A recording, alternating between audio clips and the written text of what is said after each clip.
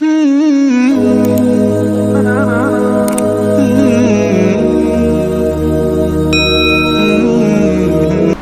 کو محرم الحرام میں کس غریب کو کپڑے پہنانا ہے، کس بھوکے کو کھانا کھلانا ہے، کس ننگے کو کپڑے پہنانا ہے، کس غریب کی مدد کرنی ہے، کس پیاسے کو پانی پلانا ہے، کس کے گھر میں راشن نہیں ہے، کس کے گھر میں بیماری ہے، کس کے گھر میں پریشانی ہے، ان چیزوں کے لیے آپ کو ایک تیار کرنے کی ضرورت ہے کہ انشاءاللہ محرم الحرام آتے ہی ہم ان لوگوں کی مصیبتیں دور کر دیں گے، ان لوگوں کی پریشانی دور کرنے کی کوشش کریں گے، نہ کہ ہم لوگوں کو ایسے ویسے کام کرنا ہے، ایسی ویسی چیزوں کو اختیار کرنا ہے جس سے اللہ کے رسول ناراض ہو جائے، جس سے حضرت علی ناراض ہو جائے، جس سے حضرت فاطمہ ناراض ہو جائے اور شہید کربلا امام حسین ناراض ہو جائے۔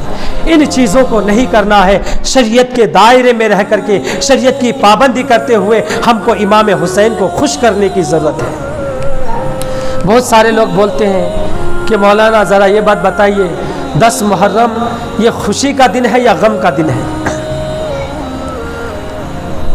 کئی کو غم بولے تو اس دن امام حسین شہید ہوئے تو غم ہے نہیں، بہت سارے لوگوں کے دماغ میں آتا ہے امام حسین شہید ہوئے، نبی کا نواسہ شہید ہوئے، وہ خوشی کیسا منانا؟ سوال کرتے ہیں کہ اس دن خوشی منانا یا غم منانا؟ تو عربی کے قاعدے کے مطابق کہ جب غم اور خوشی ایک جگہ پہ جمع ہو جائے، غم اور خوشی، یہ عربی کا قاعدہ ہے، جب غم اور خوشی ایک ہی وقت میں ٹھہر جائے تو غم نہ مناؤ بلکہ خوشی مناؤ، کیونکہ خوشی منانا ہمارا طریقہ ہے، غم منانا ہمارا طریقہ نہیں ہے، یہ عربی کا قاعدہ ہے۔ لیکن اس سوال کرنے والے یہ عربی نہیں سمجھتے ہیں، ان کو اسی انداز میں جواب دینا پڑتا ہے، تو اس انداز میں جواب دینے کے لیے صرف ایک بات کافی ہے کہ غم کیوں منائے، ہم غم کیوں منائے؟ اگر امام حسین شہید نہیں ہوتے تو غم منانا پڑتا، امام حسین شہید نہیں ہوتے تو غم منانا پڑتا، کیوں؟ اگر شہید نہیں ہوتے تو یزید کے ہاتھ میں بیعت کرنی پڑتی، تو شہید ہو کر کے اسلام کو بچایا ہے، اسلام کو بچایا ہے، اسلام کو ہم تک پہنچایا ہے، تو جو امام حسین اپنی شہادت دے کر کے ہم کو اسلام پہنچایا ہے تو اس دن میں خوش ہونا چاہیے، غم کی ضرورت نہیں ہے۔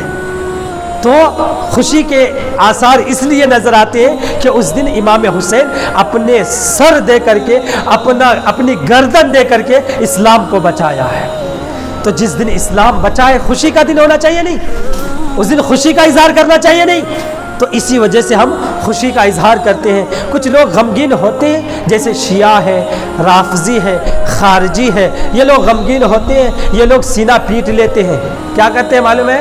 سینہ پیٹ لیتے ہیں، اس کو ماتم بولتے ہیں، علاوہ جلاتے ہیں، علاوہ بولے تو انگار میں چلنا۔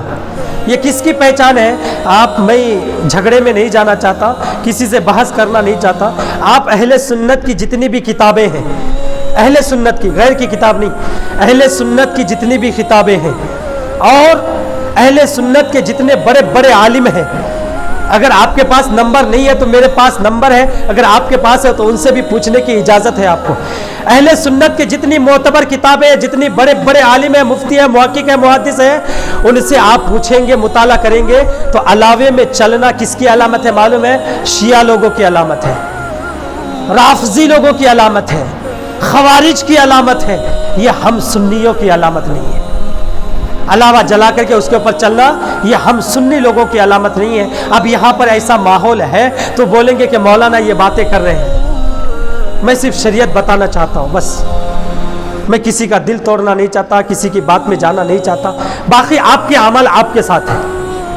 اگر میں نہیں